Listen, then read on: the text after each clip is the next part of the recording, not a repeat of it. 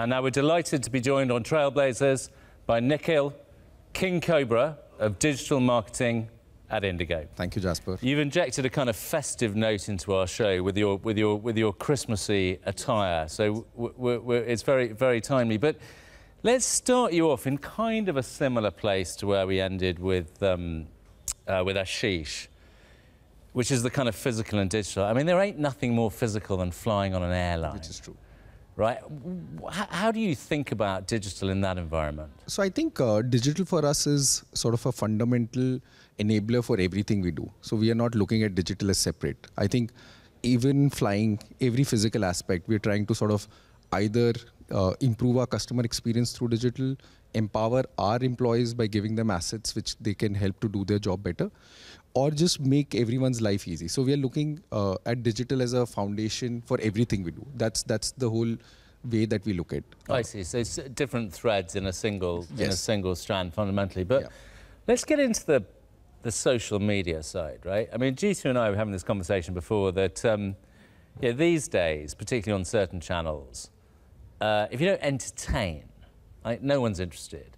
But you're in a very functional environment, particularly Indigo, with its on-time promises, it's all that stuff. How do you entertain? No, I think it's very interesting. I think for us, engagement it's not equivalent to entertainment. But I think what we do differently is that we want to sort of tell people how do we deliver on our core promises. So we have 4 core promises. We swear and live by them at all our channels.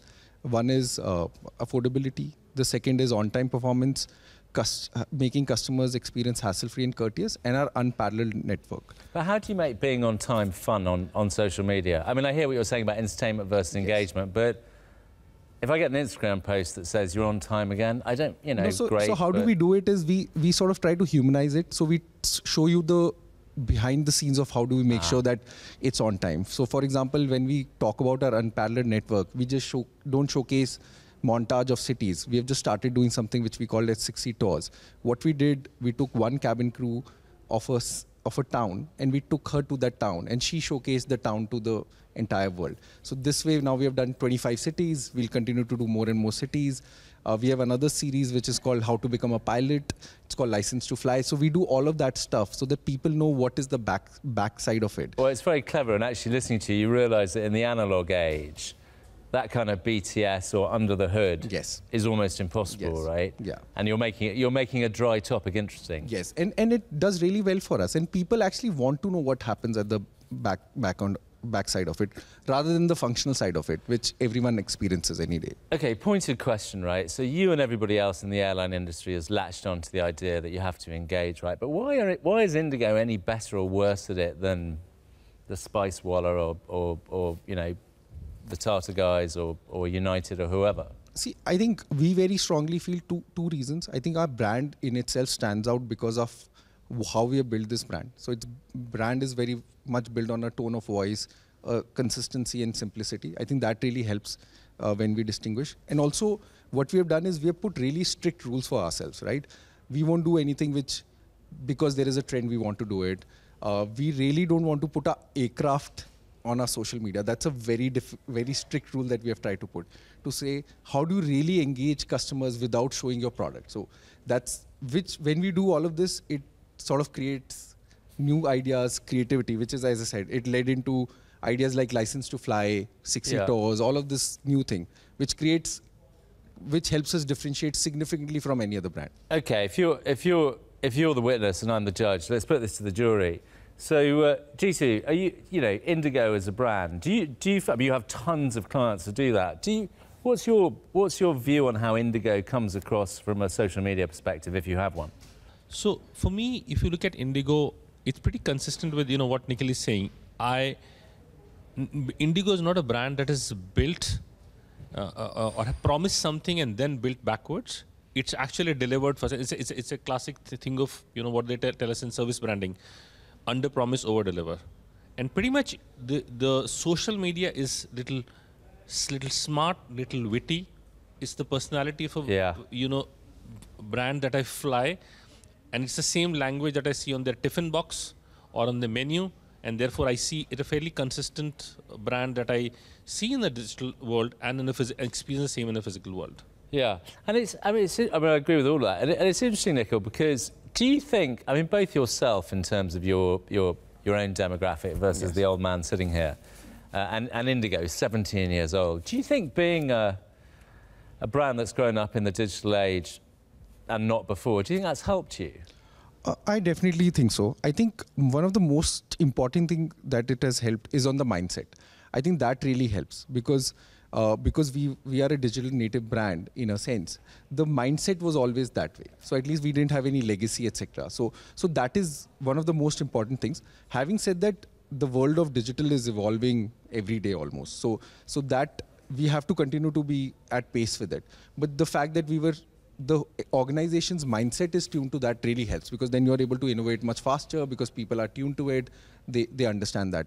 Okay, but before we get on to talk about the vast universe of customers that you have, because you're effectively a bellwether for India, but when do you not use social media? When is it verboten to use social media? Honestly, I think a lot of times we prefer not to latch on to trends, etc. I think moment marketing is something which we don't prefer to do unless it's very much on point with a brand. So we just don't want to do something which everyone is doing. So that is one very important sort of a thing that we sort of put on social media. Second thing, we don't want to create content just for sake of creating content. So we believe in quality over quantity. So that's something that we very, very strongly follow. So there's kind of, I mean, we've heard this from a few people, there's a bit of sort of less is more and staying in your guide rails. You guys are big into soccer, right? Into football? Why is that? Why is that a moment?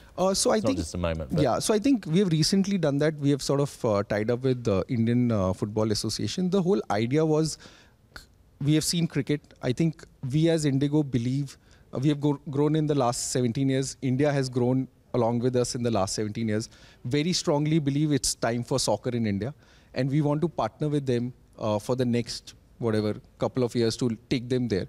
And this is all part of our India by Indigo strategy, where we want to partner with right players with whom we believe it can help really grow India in future. Yeah, it's sort of interesting because metaphorically you've sort of grown up, right? Yes. And that thing is growing up, and maybe you can give a helping hand to the football industry. We're coming into the home straight, Nikhil. These customers, how do you even begin to engage the vast... I mean, we've all flown on Indigo Airlines. The diversity of person you can sit next to is mind-blowing. Which is true. So, Jasper, as I said, I think we still very strongly believe in consistency. We also believe that while we cater to a very, very vast demographic, we necessarily don't need to talk to everyone. The idea continues to be that we want to talk to the smartest 10% people across the demography, because those are the ones who will. What does that mean? What does that mean? People might bridle at that and say, I'm now worried I'm not in the 10%. No. So not in that way. I think it's primarily what we are saying is we very strongly feel that it's not tier 1, tier 2, tier 3 sort of a market. Every market has a cohort of people who can afford air travel, who are in that strata, who want to move forward, who believe they want to go out of their town for education, for trade, etc., etc. So we don't want to say this is a metro people, this is a non-metro people. We feel across the India there is that percentage. We want to talk to them. We want to consistently make them believe that along with us, your aspirational will get, and we want to give wings to them. Okay, so again, you kind of know your limits. I'm gonna finish this off with some quick fire questions. Metaverse, good or bad? I think we still don't have a use case, so it's too early to say. Fake news, problem or not a problem? Massive problem. Identity, is that a real thing on the internet or not? Not yet, but I think at least organizations are trying that. So hopefully that will get solved, because it's important. And last question, do you have more LinkedIn followers than Ashish? I think I have 10,000, so at this point of time. Ashish, we're establishing the pecking order. I think I'm firmly at the bottom, but we'll see if G2 or Lalatendra can dethrone the current LinkedIn champ. Nikhil, you've been a fantastic guest. Thank you for coming on Trailblazers. Thank you.